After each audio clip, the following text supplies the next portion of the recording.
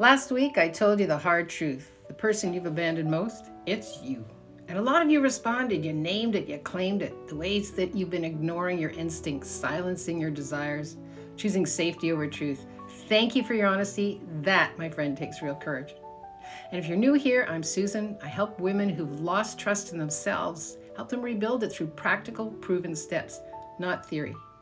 If you're constantly second guessing people pleasing, wondering why you can't make a choice and stick to it, this Sunday reset is for you. Today I want to shift from the problem to the solution because the question I keep getting is, okay, Susan, I see it now. I've abandoned myself. So what do I actually do about it? I hear ya. But first, let me tell you what self-trust is not, because I think we've been sold a huge lie. Self-trust is not staring in the mirror, repeating affirmations and hoping they sink in, never feeling doubt or fear, being right all the time, looking like you got it all together. That's not self-trust. That's performance. Now, look, I'm not saying affirmations don't have value. I look in the mirror every morning and tell myself, I love you, 3 times. That matters. Self-love matters. But affirmations alone don't build trust. You can tell yourself you're worthy, you're capable, you're enough. And you should, but if you're not acting like that, if you're not being that, if you're not keeping those promises to yourself, honoring your boundaries, making choices, standing by them, those affirmations ring hollow. Self-trust requires evidence, not just words. And if you're waiting to feel confident before you trust yourself, you're going to be waiting forever. Here's what self-trust actually is. Self-trust is believing that you can handle whatever comes next, even if you don't know what that is yet. It's not about knowing the right answer. It's about trusting that if you get it wrong, you won't fall apart. You'll figure it out.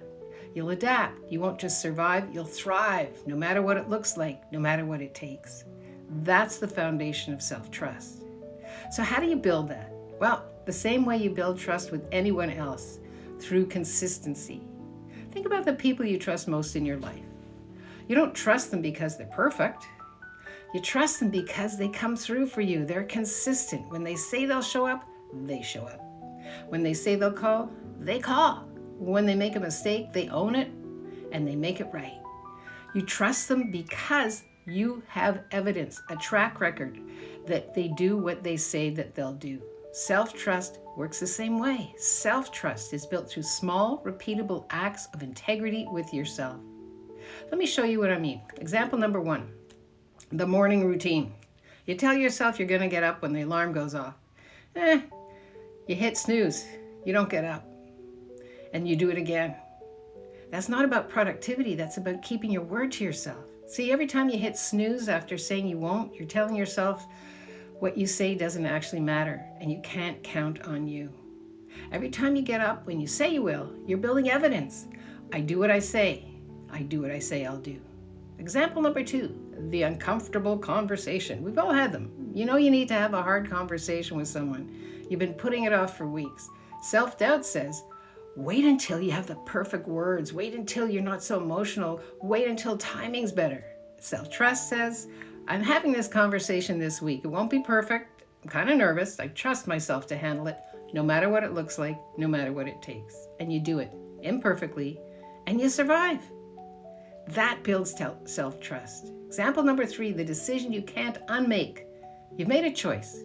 Maybe it's about your job, your relationship, where you're living now, how you're spending your time. I don't know. And now you're second guessing it. Okay, that I know. Wondering if you made the right call, analyzing every angle. Self-doubt says, what if I'm wrong? What if there was a better way? What if I just ruined everything? They'll never forgive me. Self-trust says, I made this choice with the best information I had at the time. If it turns out differently than I expected, I'll handle it. I trust my ability to course correct. You see the difference? Self-trust isn't about being right. It's about trusting you can handle whatever comes up, no matter what it looks like. Here's what most people don't get. You don't build self-trust by making big, dramatic changes. You build it through unglamorous, one bold step at a time. Consistency, doing what you said you would do when no one's watching. Keeping small promises to yourself that no one even knows about. Not because they're life-changing, but because each kept promise is a deposit in your self-trust account. And over time, those deposits add up. Until one day, you're facing a big decision, a scary moment, a hard choice. And instead of spiraling into, I don't know what to do, You say, no, I'm going to trust myself to figure this one out. That's what we're building here. So here's what I want you to do this week. Pick one small promise, make it and keep it. Not something that will change your life, and maybe it will, but something that will prove to you that you keep your word. Maybe it's drinking water first thing in the morning, like you keep saying you will. Maybe it's not checking your phone for the first 30 minutes after you wake up, or writing for 10 minutes before you go to bed with gratitude. Going for a walk even when you don't feel like it. Not complaining about something you're not willing to change. So just pick one and do it for 7 days. For me, I throw one thing out every day. I don't care how big or how small it is, it's got to go. Because I notice what happens, and you will too. Notice what happens about how you feel about yourself when you honor your word to yourself. Yeah. Comment below and tell me what you promise and the promise that you're making. Because here's the truth. You already have everything that you require to trust yourself. You just need to start showing yourself through small, bold steps. Kept promises that you're someone you can rely on. Next week, we're talking about why you can't do this alone, and why trying to build self-trust in isolation is probably what's keeping you stuck. Yeah, remember? The journey you're on, it's shaping trust. And the one who's shaping it, that's you. If this resonated, I'm doing something different this month.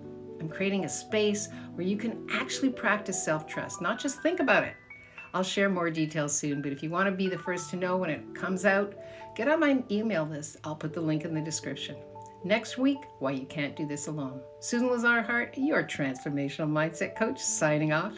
Live boldly, love greatly, and be that fearless leader you came here to be, because the world needs more of you and that special sauce, not less. If you're watching this on our YouTube station, Susan Lazar Hart Coaching, Fearless Women Rising, please press like, subscribe, and ding the dang bell.